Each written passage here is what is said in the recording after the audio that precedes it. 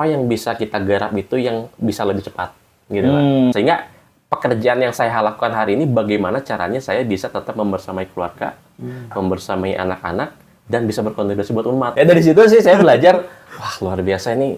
Saya takut gitu pada saat itu. Saya belum tobat, saya masih punya hutang. Jadi jangan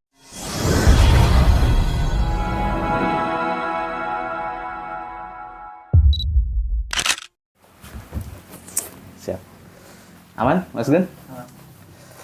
Oke, bismillahirrahmanirrahim. Assalamualaikum warahmatullahi wabarakatuh. Waalaikumsalam warahmatullahi wabarakatuh. Ya, alhamdulillah kita sekarang lagi ada di kediamannya salah satu pebisnis hebat nih, insya Allah ya.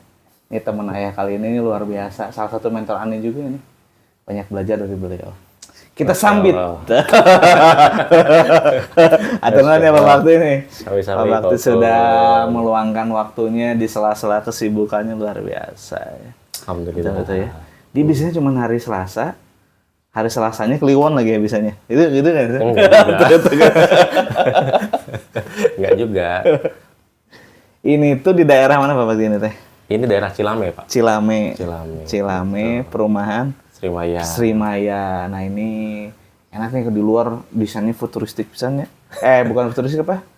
Skandinavian ya. Jadi nuansa Amerika gitu ya. Tuh. Tadi mau di luar, cuma di luar tadi ada yang jalan-jalan bolak-balik bisa masuk kameranya. Nggak enak. Nanti dia yang viral ya. Iya, betul. Kemana Bang Pak Bakti? Alhamdulillah, Pak. Ya. Mas awalnya. Alhamdulillah. Awis tetep Bang. Padahal tadi malam baru ketemu ya gitu. Iya, hampir tiap hari. Di rapat kabinet penyusunan luar biasa tadi malam ya. Betul. Selamat buat presiden baru kita ya. Tapi bukan presiden yang onoh bukan ya. Bukan di Wakanda bukan, betul. Apa Firman seri gitu. Kali ini di temen ayah, ini special edition karena kita langsung datang. Kalau kata manajer kita mah sebut apa? Bukan podcast kan ya? Podcast link sana. Podcast link apa itu? Podcast keliling. Kita sempat ke mana? Husein Sastra Negara PTDI waktu itu. Dan sekarang ke sini alhamdulillah ya. Alhamdulillah. Kita kejar waktunya Pak Bakti bisanya di rumah. Yuk di rumah kita siapkan ya. Alhamdulillah. Tayangnya mau duka sudah. Desember segenanya. ngantri. Karena baru masuk kemarin Ramadan di series insyaallah. Jadi selama Ramadan itu kita fokus dulu di Ramadan di series dulu. Ustadz ya. Ramadan ya. Insyaallah mudah-mudahan ya dalam waktu dekat lah. Siap. Nah, Aneh penasaran nih Pak Bakti, dari nama nih. Ini pertanyaan standar angker. Tapi ini nama itu the power of doa, benar nggak? Betul. Karena orang tua Pak. kita memberikan nama itu tidak semata-mata asal kan biasanya. Iya, betul. Nah, Aneh itu penasaran nih selama kenal ada ketemu Pak Bakti itu belum pernah nanya. Nama kan Bakti Prambanan. Betul. Nah, antum lahir di Jogja, di Jawa atau di mana sih kok bawa Prambanan atau ada arti khusus? Alhamdulillah kalau lahir mah di Jawa ya. Di Jawa Barat. Jawa Barat sih kalau lahir sih. Betul. Nah, ini nama Prambanan itu dari mana nih? Dari ayah sih. Dari ayah. Ayah yang mungkin nggak tahu ya, saya juga sejarahnya seperti apa. Tapi ayah yang pengen nama saya Prambanan belakangnya. Kalau Bakti itu dari ibu. Ibu. Iya. Bakti artinya apa sih? Bakti. Berbakti. Berbakti mungkin. Kalau Prambanan ada arti khusus atau? Prambanan itu setahu saya nama candi ya. Nah, iya itu yang tahunya nama candi. Nama candi, betul. Kalau misalkan Borobudur, mungkin saya besar, Pak. Oh. Gitu. Kalau Prambanan kan ke atas, Pak, mungkin. Itu nama suaminya salah satu. Iya. Berarti saya Borobudur. Samping ya. Kalau saya mengartikannya, tadi kan dari artinya bakti itu berbakti. Prambanan itu sosok candi yang kuat, kokoh, tinggi. Betul. Jadi berbakti yang benar-benar kuat gitu, berbaktinya pada orang tua dan pada agama Allah ini ya, agama Allah. Agama Allah ya. Bener yang pertama itu ya. Coba ulangi lagi. Anda nggak boleh gitu. Aneh cocokologinya cuma sekali keluar ya. Ya insya Allah ya. Mudah-mudahan ini kalau dilihat dari yang Aneh kenal, alhamdulillah masya Allah nih Pak Bakti ini baktinya luar biasa ya. Apalagi terhadap agama, terhadap Forku juga ya. Insya Allah. Luar biasa ya. Nanti Forku tuh itu tuh sama Pak Firman bakal ngobrol Forku tentang Forku. Nah, kalau saya tipis-tipis sih. Jadi kan saya kenal Pak Bakti waktu zaman di interior ya. Betul. Yang menjebloskan anak interior juga antum kan. Ini nih Iya, betul. guru yang menjebloskan anak masuk ke interior ini, Masya Allah ya. Jazakallah Pak Bakti. Siap. Anda jadi punya insight baru nih tentang perbisnisan ya. Perbisnisan. Nah, Oke. kalau sekarang antum sibuk di mana nih? Kan waktunya padat pisan nih. Semenjak kan sebelumnya Ya. kita di interior nih. Betul, Nah, tiba-tiba antum punya ada sesuatu yang wah ini harus dikejar nih. Iya, betul. Sekarang Jadi gimana nih? sebetulnya kalau saya melihatnya itu adalah sebagai sebuah jalan. Mhm. Tujuannya kita udah satu titik nih tujuan. Hmm. Nah, jalan itu biasa ada ke kanan, ada ke kiri, ada belok, ada mudun, ada nanjakan gitu kan. Tergantung kita. Betul. Nah, mungkin kalau dari perjalanan bisnis kan dulu saya dari kerja, kemudian menjadi pebisnis. Dulu kerja di mana? Dulu tuh alhamdulillah sih di lembaga ribawi ya secara dakwah. Nah, ini nih lembaga ribawi. Lembaga ribawi. Bank. Iya, saya dulu di bank tuh hampir 10 tahun. 10 tahun? Iya. Masya Allah.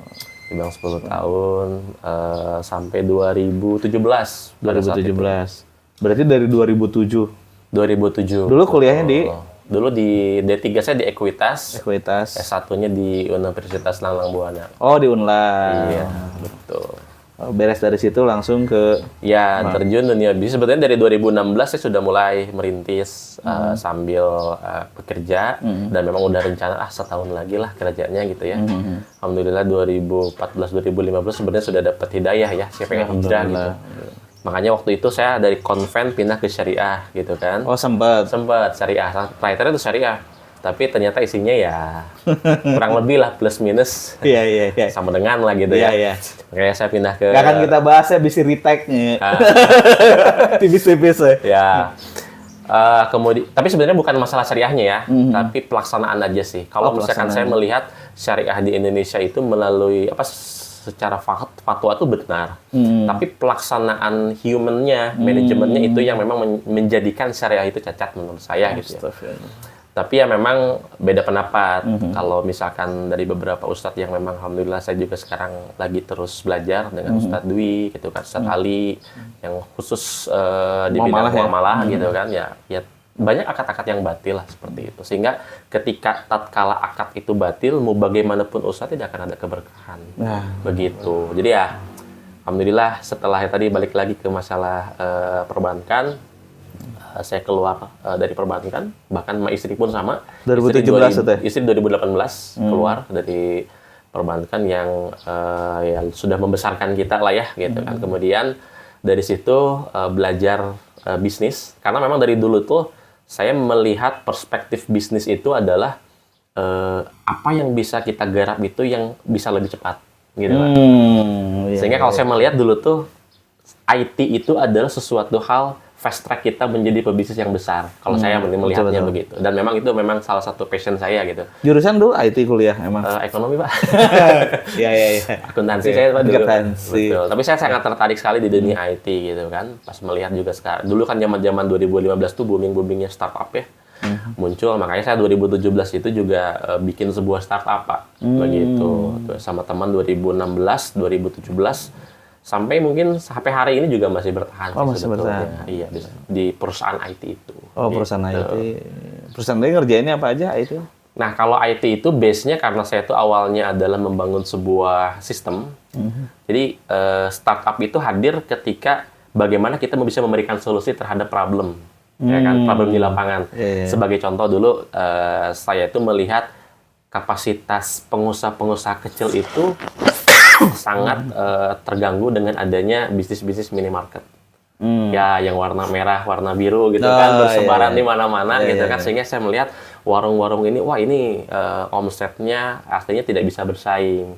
Ya mungkin bukan salah si minimarket modernnya juga, tapi karena UMKM-nya tidak bisa berkembang, tidak ada yang mensupport. Nah, makanya problem utama yang mungkin hari ini juga masih merasakan hal yang sama ya. Pencatatan keuangan itu, pencatatan bisnis itu menjadi salah satu problem besar buat para UMKM kita. Sehingga mereka tidak tahu berapa sih omset saya, berapa sih keuntungan saya, barang mana yang cepat, barang mana yang lambat, itu mungkin hanya ada di nalar sebagai seorang owner. ya kan? Ya mungkin bapaknya atau ibunya yang sudah di luar kepala lah. Tapi dengan begitu kan tidak bisa menstandarisasi, tidak bisa mendeliverikan ke generasi berikutnya, tidak bisa berkembang, tidak bisa menghadirkan investor karena tidak ada catatan yang jelas gitu kan. Nah, sehingga pada saat itu saya membuat sebuah solusi, startup itu membuat sebuah point of sales. Jadi sistem penjualan, sistem penjualan yang mana si toko-toko kecil ini bisa menikmati gitu kan. Dia akan tahu stok barang saya ada berapa, kemudian jualannya apa saja yang paling laku, omset saya berapa, sampai nanti mungkin secara margin, oh saya adalah sekian. Sehingga dengan data-data yang memang dimiliki oleh UMKM ini, nantinya akan bisa berkembang, bisa nambah investor mungkinkah gitu kan, atau nambah rekanan dan lain sebagainya, bahkan dipercaya oleh supplier dan lain sebagainya. Itulah menjadi salah satu yang memang saya kerjakan. Masya Allah. Jadi memang apa ya, bisnis itu dari keresahan ya. Dari keresahan. Keresahan yang ada, bukan stand up aja yang keresahan. Bisnis juga dari keresahan. Dari keresahan, bisnis datang untuk memberikan solusi. Gitu kan. Betul. Jadi sudah ada yang laparnya nih ya sebenarnya. Nah, harus begitu. Tinggal kita cari makanannya yang sesuai. Ya, betul. Berarti IT ini sekarang fokus di IT saja atau ada lini bisnis yang lainnya? Sebetulnya gini Pak, ini sedikit mungkin ya. Satu dulu termasuk orang yang sangat punya keinginan yang sangat tinggi, high level. Kemudian ya saya pun bahkan kan ketika di perbankan saya memiliki rumah di suatu perumahan yang besar gitu ya, yang terkenal lah. Di situ bukan cuma karena pengen saya tinggal di situ aja, tapi karena memang saya punya obsesi besar untuk membangun sebuah circle pengusaha yang alhamdulillah hari ini juga sudah terbentuk gitu kan. Sehingga kalau dulu awal-awalnya tuh obsesi saya itu adalah bagaimana caranya meningkatkan level diri pribadi, bisnis saya, kemudian bisa berguna lah buat keluarga-keluarga dan teman-teman gitu kan. Tapi kalau sekarang tuh adalah berpikirnya adalah semakin mungkin ya, karena dengan para ayah, dengan para ustadz, astad juga saya belajar. Semakin saya belajar tentang agama ini, semakin bodoh saya Pak. Semakin, waduh saya nggak ada apa-apanya. Jadi saya merasa, saya ingat perkataannya Pak Habibie dulu gitu, ketika sebelum meninggal gitu. Beliau mengatakan bahwasannya, kalaupun waktu bisa saya ulang kembali, saya akan belajar agama. Sekelas Pak Habibie yang luar biasa gitu kan, secara internasional ya gitu kan. Jadi begitu pentingnya ilmu agama itu, sehingga ketika saya pelajari semakin bodoh, saya semakin banyak hal yang wah saya salah gitu. Mungkin bab taharah aja saya banyak salahnya gitu waktu awal hijrah gitu kan. Bacaan Quran banyak salah gitu kan. Hadis-hadis nggak hafal. Mungkin ayat juga hanya berapa ayat saja gitu kan. Padahal itu merupakan sebuah keniscayaan yang kita itu di dunia kan buat itu ya, buat ibadah menjadi khalifah. Mungkin ada dua itu ya yang saya tahu ya.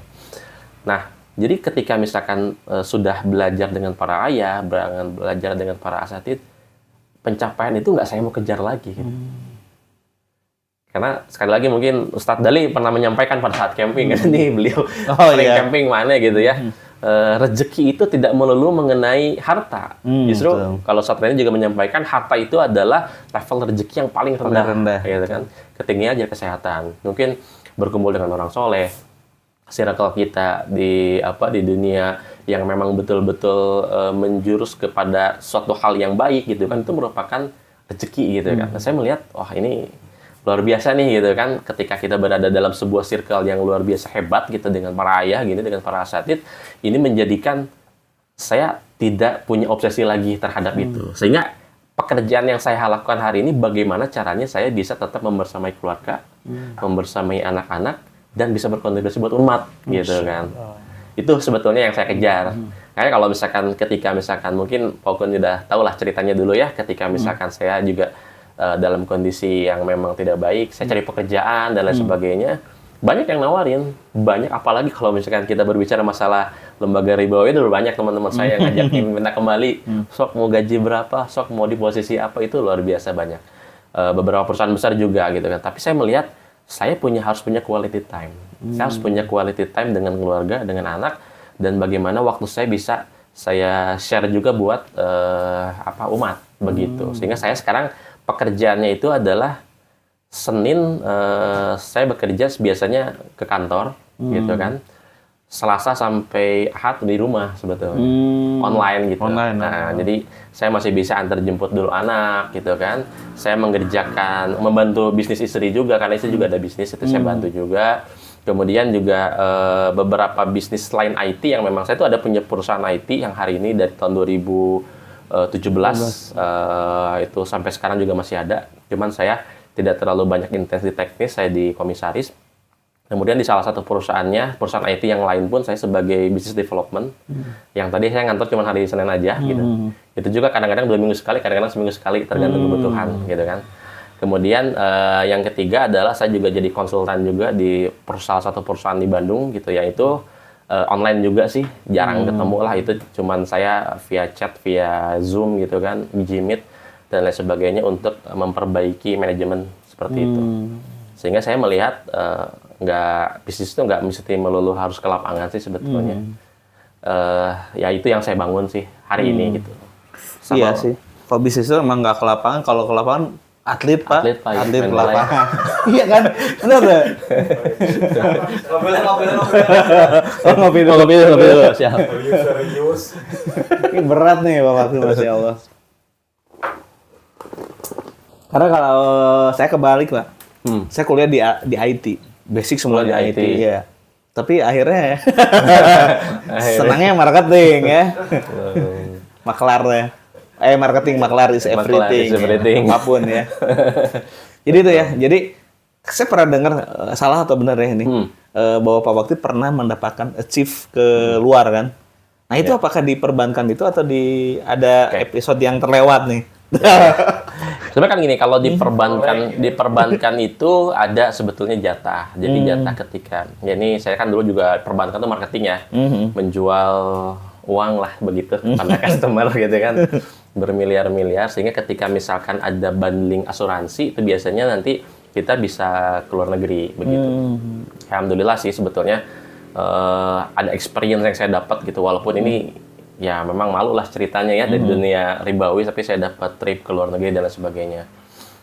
Bahkan di luar itu pun sebetulnya ya pada saat di perbankan itu juga saya ya bukan apa ya, tapi ya suka punya keinginan pengen ke luar negeri bolak-balik gitu kan, Singapura, Thailand, Hong Kong gitu, Cina.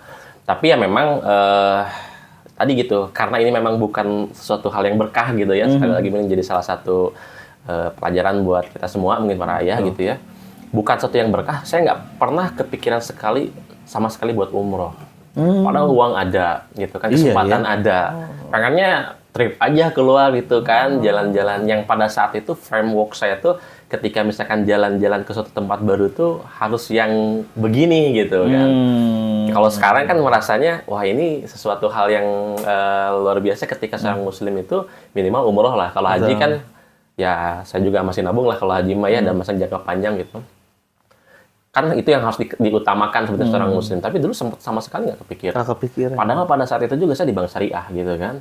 Yang saya jualan produk umroh juga pada saat itu gitu kan. Tapi saya nggak umroh gitu. Justru mainnya malah keluar, malah ke negeri kafir gitu sebenarnya kayak begitu. Itu salah satu gitu ya achievement, dan memang bukan achievement lah, kalau menurut saya sih itu kesalahan lah ya.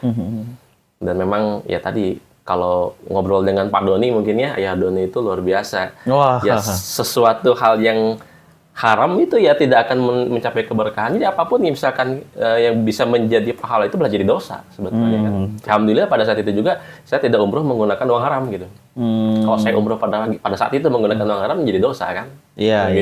Bukan jadi pahala sebetulnya. Betul. Apalagi saya udah tahu ini tuh riba sebetulnya. Tapi ya udah weh gitu kan. Dulu mah kan begitu merasanya. Tapi sekarang tuh ya riba ya alhamdulillah ya. Udah beberapa banyak lah ya gelombang hijrah tuh, benar ya. Di 2017 tuh gelombang hijrah. Betul. Luar biasa kan. Betul. Termasuk juga aneh pertama keluar dari zona hitam tuh di situ. Oh iya. Di 2017 ya. Ya. Berarti kita seangkatan sebenarnya. Seangkatan. Tapi umurnya beda kayaknya. Oh, beda. Anda belum senior nih ke umur. Anda junior lah. Jadi gelombang itu tuh banyak, tapi sekarang Pak, zona itu tuh bakal balik lagi. Bahkan kamuflasenya lebih dahsyat nih buat para teman ayah nih, hati-hati juga ya. Jadi kamuflasenya dahsyat gitu. Seolah-olah aman, padahal lebih dahsyat lagi dibanding yang dulu. Kalau dulu kan terang-terangan riba itu. Kalau sekarang seolah-olah riba itu kayak biasa aja. Kalau dulu kan masih tabu, kalau sekarang biasa aja. Itu yang berbahaya sebenarnya. Karena mungkin dari daya beli masyarakat yang menurun sekarang. itu betul. Luar biasa ini. Hah? Ya itu salah satunya yang online tuh ya. Yang banyak kasusnya. Luar biasa. Betul. Nah, Pak Bakti, kalau Pak Bakti zaman dulu kan ada di di dapur lah ibaratnya di dapur. Nah, untuk sekarang nih sudut pandangnya ya, dari Pak Bakti sendiri seperti apa? Pandangan tentang dunia riba itu sekarang? Ya kalau saya merasa begini, dulu tuh awal saya di lembaga riba saya nggak tahu memang ya, betul. Kesini belajar, apalagi sudah populer YouTube gitu kan.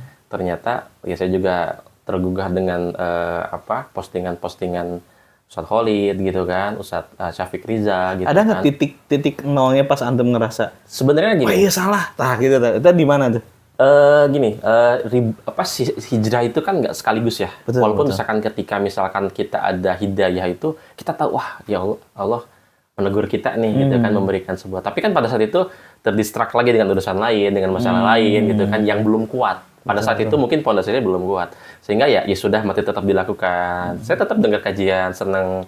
Sampai ya memang satu titik kajian itu saya dengar gitu kan, kok saya nggak ngerjain gitu. Padahal pada saat itu juga Facebook masih aktif lah ya. Saya tuh dulu waktu tahun 2014, 2015 masih aktif. Saya tuh melihat ada postingan, alhamdulillah ini jadi jalan hijrah saya total tuh adalah di Ustadz Muzamil Hasbalah.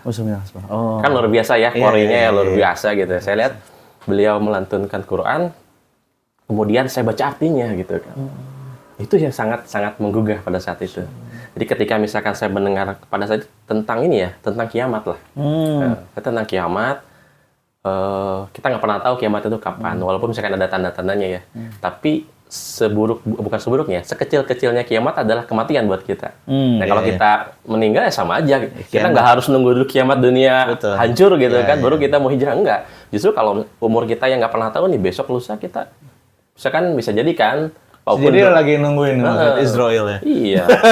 Paukun duluan misalkan gitu. Iya, nggak tahu ya. Atau misalnya... Atau saya terakhir, belakangan gitu kan. Sarpakean gitu.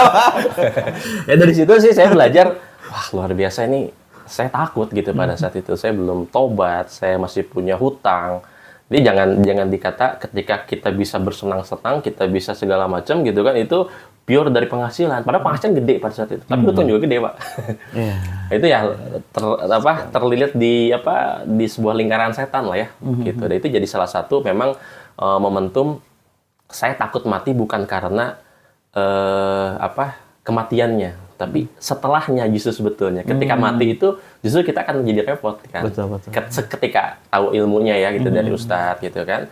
Oh ternyata nanti ada hisab, ternyata di padang mahsyar aja udah 50.000 tahun, yang satu tahunnya itu 1.000 tahun di dunia gitu kan. Oh, luar biasa gitu. Ini siksanya tuh masih panjang, sementara umur kita cuma mungkin 60 tahun. Begitu ya. Standarnya gitu kan. Itu juga kan belum tahu, bisa jadi kita dipanggil lebih awal gitu ya. Nah, makanya itu dari sisi itu, ini jadi salah satu tolak ukur. Bahkan saya juga luar biasa itu istri itu kan sama di dunia perbankan juga. Bagaimana cara istri supaya hijrah, supaya itu perjuangan. Makanya saya butuh 1 tahun setelah saya keluar, istri pun bisa keluar. Begitu dari perbankan juga sama. Luar biasa nih. Pernah juga ada yang mengatakan, benar nggak sih? Jadi Anda pernah nggak dengar ya, di salah satu dialog, dia tuh hijrah dari bank sama. Ketika dia yang paling susah itu terikat dengan fasilitas. Iya nggak sih? Betul. Gimana orang nggak mau meninggalkan fasilitas asuransinya yang luar biasa buat keluarga, tunjangan yang luar biasa, segala macam. Itu bisa jadi salah satu faktor nggak sih, Pak? Dulu pas ketika antum mau meninggalkan. Ya betul, sebetulnya jadi memang sekali lagi ya, mungkin secara umum nih orang yang berhijrah di dunia riba, perbankan ataupun misalkan asuransi atau leasing dan lain sebagainya, sepengetahuan saya dan sepengalaman teman-teman saya yang hijrah tuh, mereka akan diuji dengan masalah ekonomi. Ya mungkin rumahnya hilang, mobilnya hilang, kebutuhan rumah tangganya tidak terpenuhi gitu kan. Awalnya juga saya merasa wah ini kok hijrah begini ya gitu kan. Tapi karena memang saya juga menguatkan diri gitu ya. Jadi ketika misalkan hijrah itu tidak cuma sekedar hijrah, enggak, tapi justru kita deketin orang-orang soleh. kita datang kajian. Bahkan Ustadz Hanan menyatakan SOP hijrah tuh nggak begitu. Ketika antum hijrah, antum bisa dapat harta sebanyak, kemudian dapat istri dan lain sebagainya, dapat anak-anak, nggak begitu. Sebetulnya ya ujian hijrah itu salah satu paket gitu, Pak. Jadi nggak mungkin kita SOP-nya itu ketika kita hijrah kita tiba-tiba makmur, nggak. Justru diuji gitu. Ada dua hal, Allah akan menguji kita gitu. Kita sesungguhnya bener nggak hijrahnya atau cuman karena tren mungkin gitu kan, atau karena ada pasangan ikut-ikutan. Dan yang kedua adalah mencuci gitu kan, mencuci dosa kita melalui ya tadi gitu. Oh, kita udah banyak dosa nih, saya udah banyak dosa. Jadi harta diambil, dihabiskan, rumah jadi tidak punya, mobil tidak punya, kendaraan tidak punya, karena itu mungkin karena awalnya dari riba gitu. Sehingga memang tadi keterkaitannya sama harta itu memang betul. Banyak yang orang kembali lagi karena ya saya tidak bisa menikmati fasilitas. Tapi balik lagi karena memang harusnya kita ngaji, kita memang belajar, toh harta nggak dibawa mati. Betul. Saya punya harta banyak, tiba-tiba meninggal sore yang menikmati istri saya, anak saya. Wah, harta waris ya gitu kan. Saya yang dihisap gitu kan. Ini kan ya kita harus ada satu sisi egoisme juga dalam diri. Tatkala kita nanti dihisap, kita punya tanggung jawab.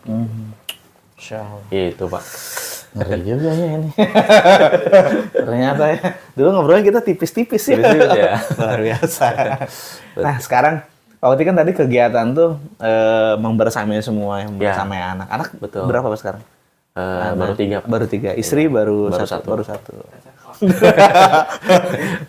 Emang bener ya? Iya, betul. Ya. Ya.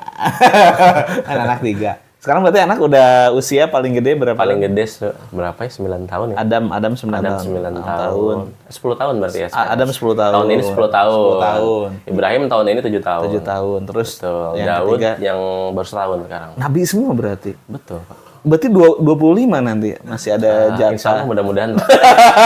Masih ada 22 ya, benar nggak? 22 nama Nabi ya? Iya. Wajib diketahui belum dipakai ya? Belum dipakai. Belum lagi Nabi yang tidak wajib diketahui ada Nabi. 124.000 ya? Iya, luar biasa ya. 25 ya luar biasa ya. Satu belum tentu kuat, betul nggak? Betul. Luar biasa. Nah, untuk membersamai anak nih, anak kan sekolah di Kutap nih. Ya. Nah, nanti selalu penasaran nih, kenapa memilih Kutap? Padahal kan kalau lihat dari dulu, ibaratnya sebelum antum hijrah kan, harta, wah luar biasa lah ya. Nggak memilih sekolah yang benefit atau seperti apa gitu. Kenapa memilih Kutap? Pas Kutap tuh udah hijrah atau belum sih? Sudah hijrah. Oh, udah hijrah. Berarti ketemu Kutapnya di mana nih? Oke. Jadi sebetulnya gini, keresahan terhadap pendidikan saya itu sebetulnya dirasakan bukan pada saat hijrah. Sudah sejak lama sebetulnya. Oh, sebelum hijrah. Sebelum hijrah. Karena begini, saya mungkin sama lah Pak Ukun juga ketika dari mulai awal setelah 1 SD sampai lulus kuliah gitu kan. Ketika bekerja ini luar biasa kita effortnya kan. Adaptasi di dunia pekerjaan itu jauh gitu kan. Dari apa yang kita pelajari bertahun-tahun dari mulai SD gitu. Saya merasa punya keresahan adalah anak saya jangan merasakan hal yang sama kayak saya gitu. Belajar ya dalam tanda kutip mohon maaf kayak ngerasa tidak berguna gitu. Mempelajari sebuah pelajaran yang pada akhirnya ketika bekerja saya belajar lagi gitu kan. Ilmu-ilmu yang saya dapatkan dulu di dunia SD, SMP, SMA, kuliah itu hanya tipis-tipis gitu kan. Mungkin kalau dipersentasikan di bawah 10% gitu yang saya bisa aplikasikan di dunia pekerjaan. Sehingga saya melihat saya harus cari dunia pendidikan yang memang menunjang dari skill anak saya nanti gitu kan.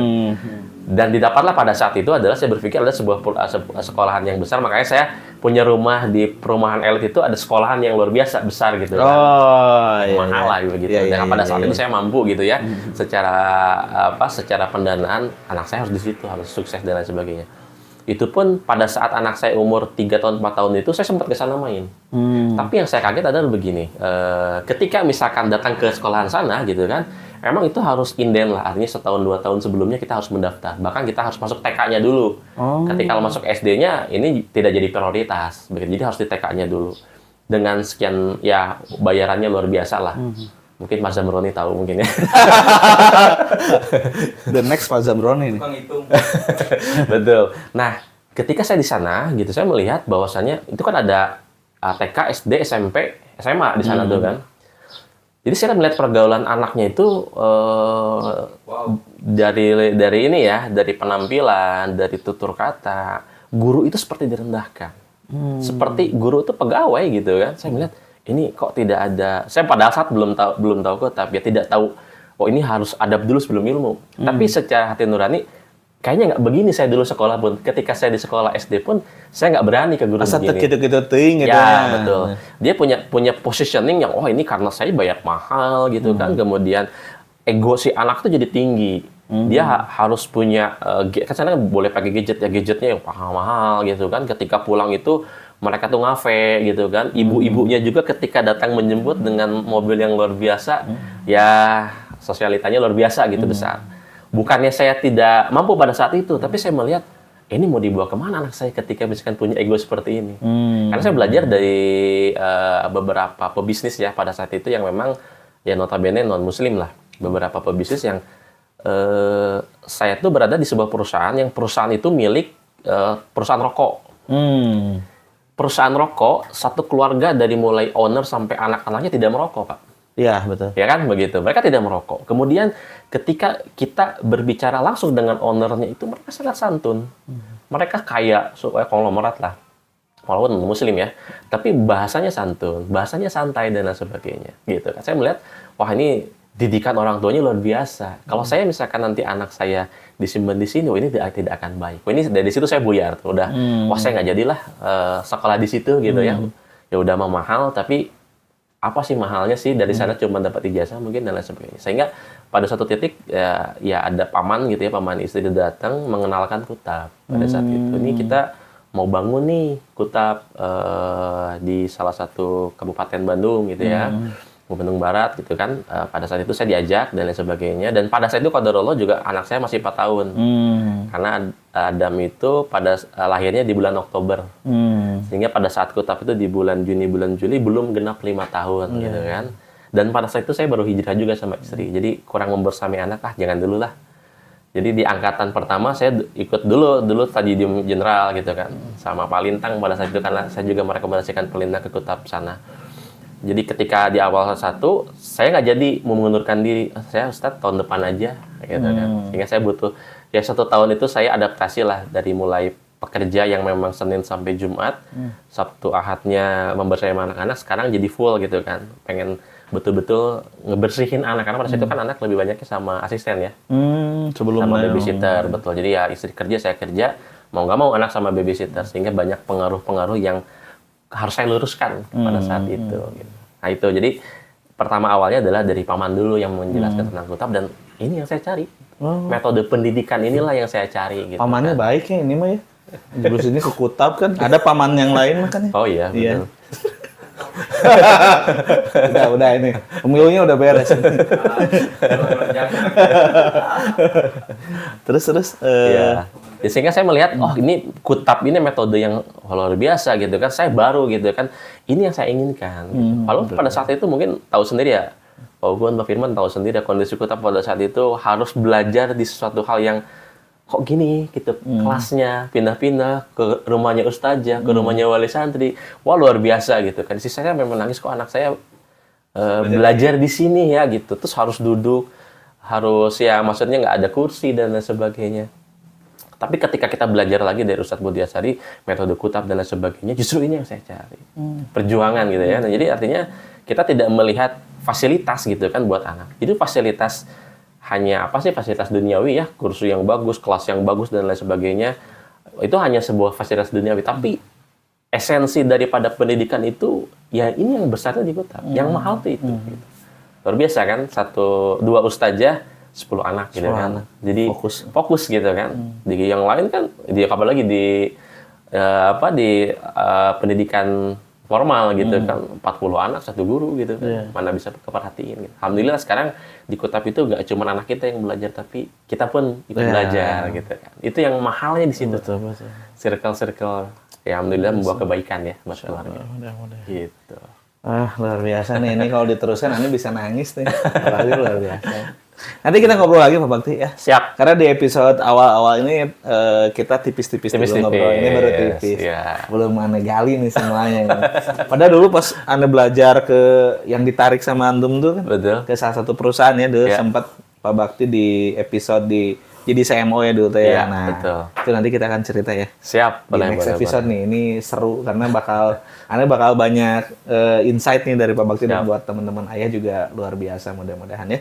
Nuhun pisan Pak Bakti. Siap, sama-sama. Waktunya, tempatnya, kopinya luar biasa. Cemilannya belum? Ya belum ya nanti. Oh, anget Pak. Anget kuku.